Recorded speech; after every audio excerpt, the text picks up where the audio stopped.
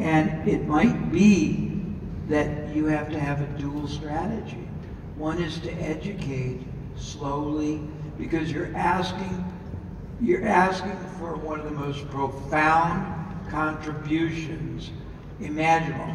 Giving an organ upon death, that's a big contribution, but we're not going to really miss it a lot. I got a question. I'm just wondering, why does it have to be a live organ versus what happens typically right now, and there's a shortage I know, is if there were more people that at that as soon as they claim it, they grab the organ, it's alive, and they deliver it. That might be setting a barrier that's so high that I just don't see how you can do it. Versus if your education was to say, I want to get, how many people are you hoping to get organs for? Ideally, if it were the level I would like, 1 a week.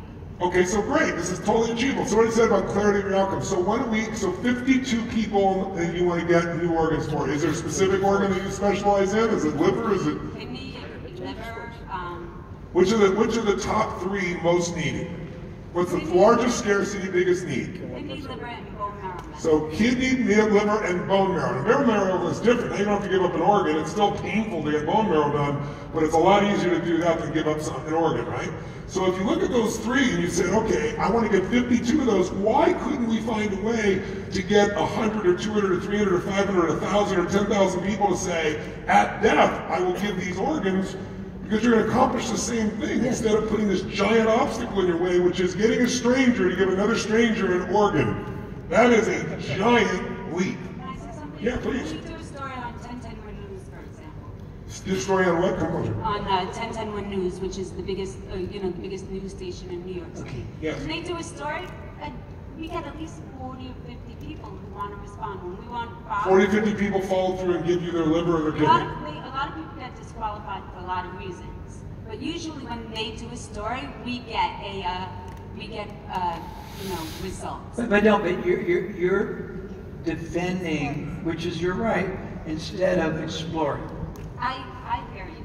He's saying, where's the absolute maximum leverage, minimum resistance? Yeah, and you're saying, you're answering a different question. Wait, the thing is... You're answering a different question. Right. If your goal, hear me out, you're so tied into your process, you're forgetting what the outcome is. If the outcome is to get more people kidneys and livers and bone marrow transplants, and I want to do at least 1 a week, that's a totally achievable goal. All I really got to do is go to a larger freshman class.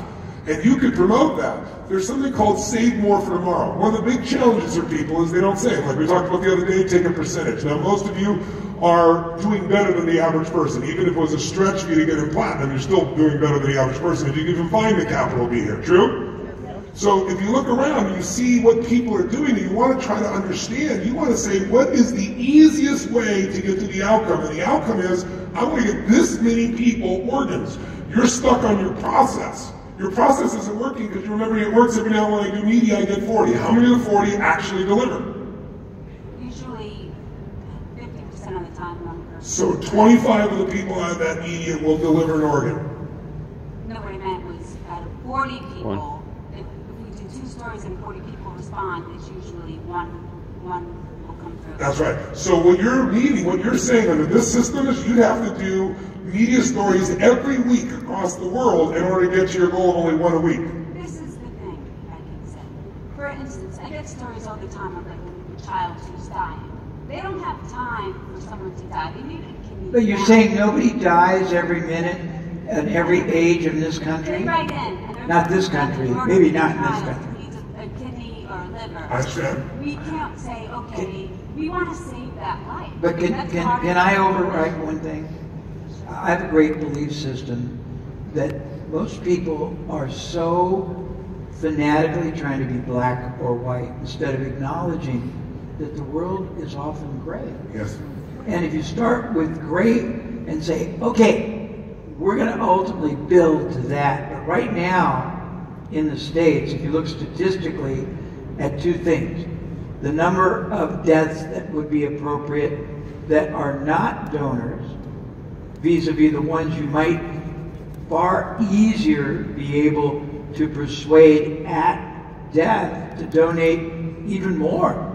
You could say the whole, I've known people that'll give their whole body, but I think you're making it so you're trying to climb Mount Everest without oxygen or pitons or... But when we tell her that, she goes back to, but I have done it and I have gotten people. And so we all hear that, respectful. There's no reason why you can't still do that. But the one you're doing is not going to get you to go by itself. I'm going to tell you right now, you're not going to get one media a week every single week of a quality nature that'll produce those number of leads. You're picking New York, which is a giant market. Yes. You're not going to get a new news media piece every week in New York City. I won't get that. I can get close to it, but I can't even get that. And I got a gigantic brand I built for 40 years.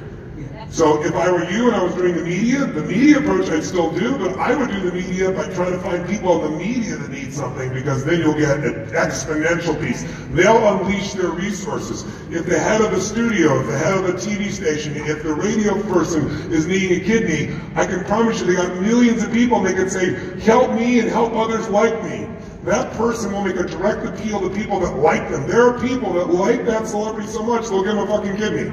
It's crazy. Is it true? Yeah. So, and they'll do that like as if it was a family member, and also for some of them it's a sign of love, contribution, and significance. I gave my kidney to John Smith, who's very famous, very different than I don't know. Now some people do it for that little child, and so maybe the radio guy does that. So I'm not saying don't do that, I'm just saying you're forgetting the outcome because you're so caught up in the emotion of the moment. If the outcome is save more lives, if that's really the outcome, if the outcome is save a life that you know about today, that's not a business.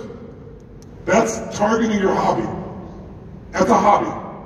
But if you're going to say, we're going to do this, I'm going to do everything I can, do this media each week, the way to get the media is get something they're self-interested in. It's Find a way to give the media what they want. What they want is more eyeballs, more ears, more listeners, but you can make it more personal by studying who the people are. I would go across the country and I'd say, who are the people that are on the air? Who are the people in management, these people? Who are the people that we've heard about that are ill? And usually it's in the newspaper. or the opposite, that have been benefited. Either way. But you remember the Parthenon, the pillars? So if You got a one-legged stool. yeah, if you had one of those pillars, I mean, I always look at two things: probability, outcome, viability, and where am I going to have the first easiest wins? Not the biggest, but the easiest. Because that'll also give you momentum. And confidence, Both. and respect, and trust, and credibility. What you're doing, we're 100% in your corner. We're just trying to get you outside of the box you're in. You're so in the box. Like even now, you're still in it. There's a tension in you. There's a frustration. No, Tony, she didn't get her answer. And I'm nervous. She didn't get her answer. You're nervous, I I hear you, and I'm taking it into account, and I'm And we're really trying to give you... We just want to help you. We help you get your goal. I think it's an unbelievably worthwhile goal. But you've just got to set it up so you get some momentum so you can do more. I bet you've already done great work. One life being saved, to me, is worth all the effort you've done. But that's not a business. So you can still do that. But if you want to build an institution that's going to have this impact on a greater level than only you personally, then you've got to stop thinking like an artist, because that's what you're doing right now.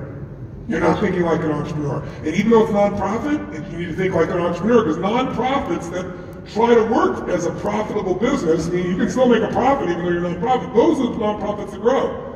If you're going to run a nonprofit, you got to run it like a business. Okay? Yep. Give her a hand. Good luck. One more.